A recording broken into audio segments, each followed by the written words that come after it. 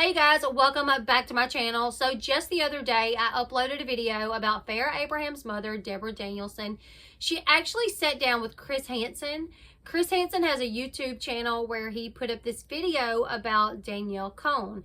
And he actually had Farrah's mom on the video just to kind of talk about what it's like being in the role of like the mother of an influencer.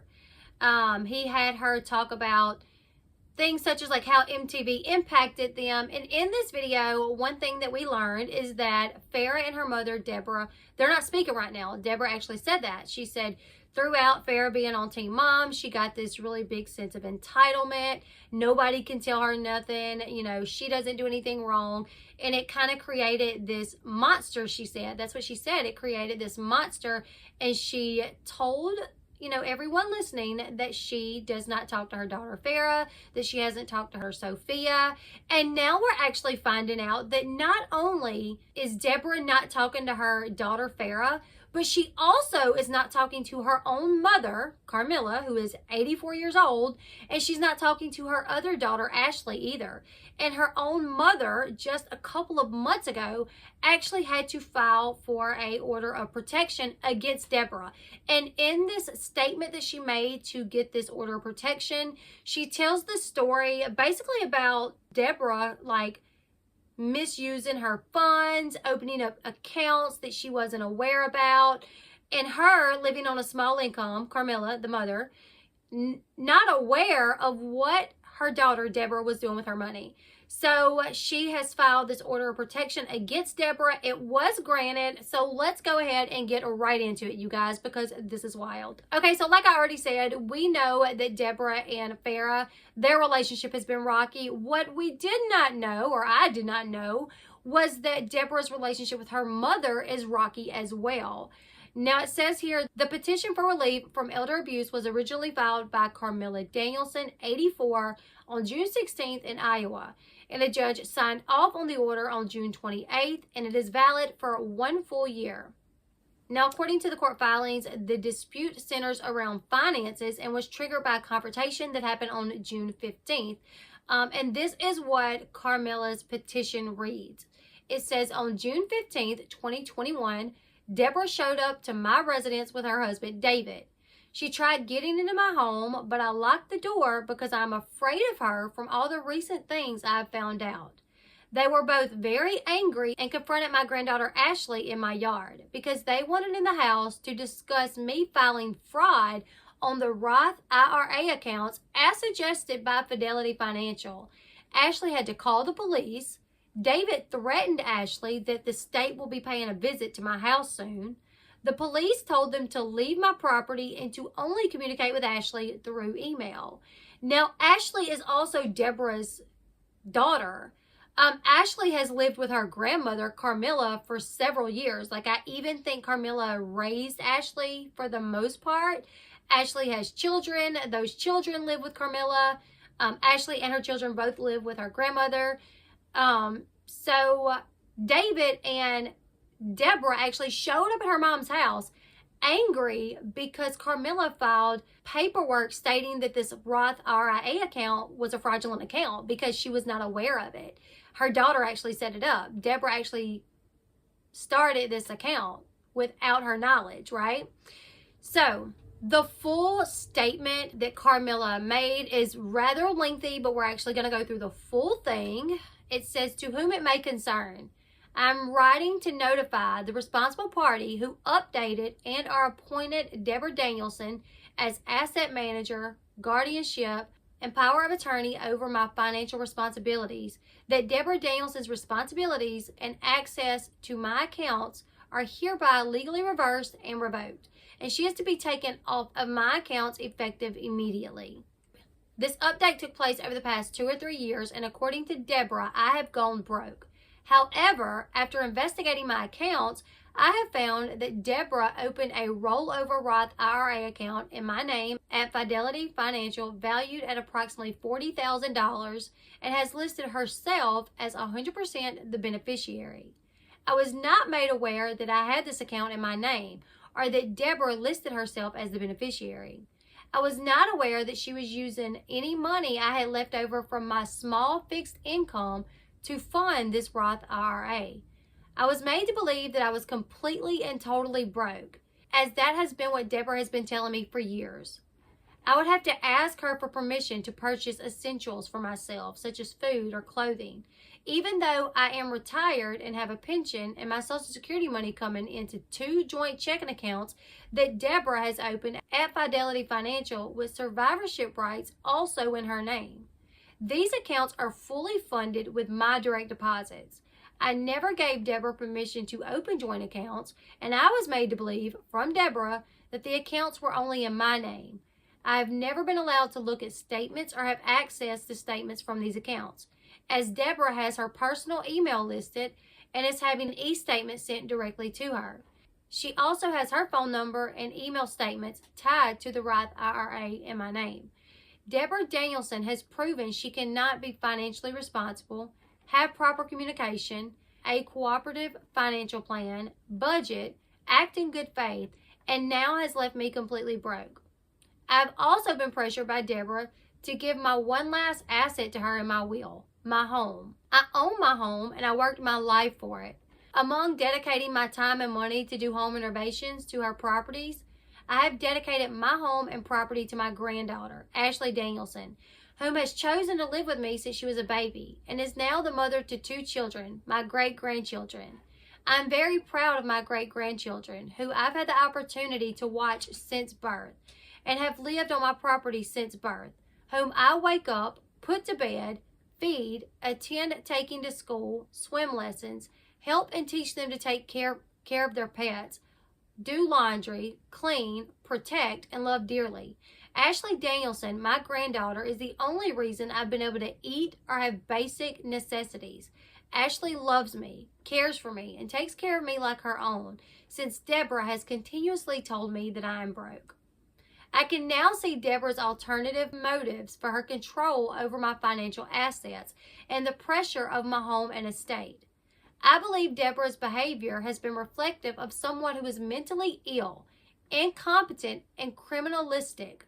Debra has herself in debt, and now many others in the family. Debra has been emotionally abusive to both of her daughters and their children, and now I can see she is emotionally and financially abusive to me as well. Debra has been acting with ill will and unethically by threatening to take my only asset, my home, and make my granddaughter, Ashley, and her children homeless. I can see the signs in hindsight, but never wanted to believe my own daughter would do that to me until recently when I seen the proof. Debra Danielson has also had hardships communicating on property taxes, and my granddaughter took on the burden. To yet find out Debra did utilize my money to pay the taxes, and she had enough in my accounts to pay the taxes. Debra has brought financial stress to both of her daughters due to mishandling the financial assets properly of mine. For a short time, Debra was a retail sales rep for AT&T. During that time, she moved my cell phone service from Verizon under Ashley Danielson's plan to AT&T. I had been on Ashley's phone plan for years and years. Ashley always paid the bill. Debra received commission for every new account that she brought to AT&T, and thus created another bill for me. Debra also did this with my television plan and signed me up for DirecTV because that's what she sold at AT&T. Upon being fired from AT&T, Debra was irate with them and moved my phone service back to Verizon under my own account and canceled DirecTV and signed me up for Dish Network. Debra Danielson has not been transparent with my money, my health insurance, my bank accounts, and my stock investments. And there is more she could illegally be doing without my consent. I am capable and responsible for all, if not more, of all my current responsibilities at my home than beforehand. It is heart-wrenching to be betrayed, abused emotionally and financially by my only daughter. Debra doesn't even come to my home to check on the work of the handyman she hires, or that I'm left over paying. If I say anything against one of the handyman that I trusted her to hire, she tells me I complain about everything. This has all been alarming and disturbing. I am providing proof of my ownership of my estate, my living will, and can provide a letter for my granddaughter, Ashley Danielson, and Farrah Abraham accounts of financial support. My granddaughters, whose mother is Debra Danielson, can testify to my financial, my health, and my capabilities so others can have clarity and transparency if need be. I am currently seeking legal advice as to what my options are for the manipulation and financial abuse I have endured at the hands of Debra Danielson.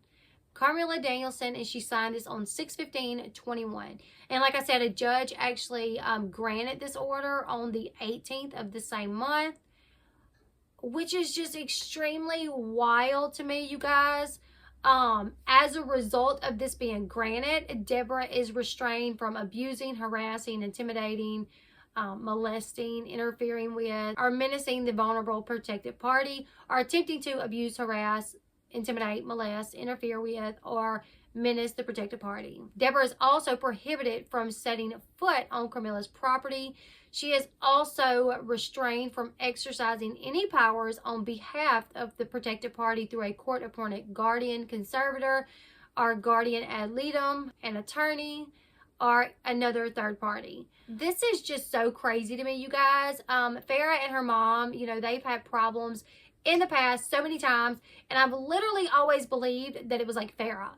That Farrah was the reason they had the majority of the problems. And maybe that's still the case here, but it definitely seems like Debra has been doing some shady business with her mom's finances. Like, why would her mom feel like she is too broke to live comfortably? You know what I'm saying? If that's not the case. Debra's allowing her mother to think that she's this broke when maybe that's not true. I'm wondering how her mother finally figured things out, like how her mother finally figured out that there was these accounts that had been opened in her name that she wasn't getting statements to. I feel like her granddaughter Ashley probably was able to start figuring some of this stuff out.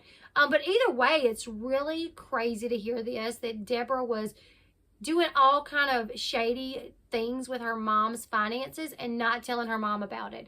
And all the while having her mother think that she was in fact broke when her money was financing these other accounts.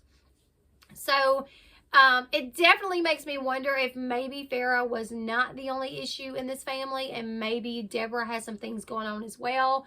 Recently, Debra, you know, called Farrah out for having borderline personality disorder and also being a narcissist. Makes me wonder what's really going on here with Debra. What was her intentions with this situation with her mother? Why is she taking over the finances? If her mother is capable, if Ashley lives there with her, why not hand it over to Ashley and let Ashley deal with it? Or if the mother's available, or if the mother is capable of doing it, let her do it. But the grandmother, Carmela, did state that her granddaughter, Ashley and Farrah, have had to help her out financially, you know, throughout this whole situation because of the damage that Debra has done to her. So this is wild to hear, you guys. This happened in June. Now, back in May, on Mother's Day, they were all together and they actually recorded a YouTube video. It's called The Best Mother's Day, and it's up on, I think, Farrah's YouTube channel. And in this video, it had Debra, Farrah, Carmela, and I think Farrah's sister Ashley as well. So I guess things after May, at some point in May, things really started taking a toll for the worse. And then in June, it really just got bad and she had to file an order of protection against her daughter. And now Debra can't step foot on the property. She cannot handle any of her mother's finances. Hopefully all of that will get worked out. I really don't know what could happen at this point, but I do feel like she broke the law, right? I mean, at some point, it seems like she broke the law by the way she handled these finances. You guys leave me your thoughts in the comment section below. There is a video of Debra and her mother, Carmela, that was recorded back in December 2019 that is on Debra's channel, I do believe. And it's called Why Music. I'll actually link both of these videos in the description box. I'll link the one, The Best Mother's Day. That's actually on Debra's channel as well, not Farrah's. I'll link that if you guys want to check it out. And I'll link the video that she did with her mother, Carmela, and it's called Why Music. If you guys want to check it out, just kind of watch the dynamic between the two. And now knowing what we know now, that it seems like she may have been like ripping her mother off. You guys leave me your thoughts in the comment section below. Are you guys shocked to hear this, that Debra Danielson has a order of protection on her against her own mother for the way she's been handling her finances. Are you guys shocked? Leave me your thoughts in the comment section below, and make sure you give this video a huge thumbs up. Subscribe to the channel if you haven't already, and until next time, I'll see you guys later. Goodbye, everyone.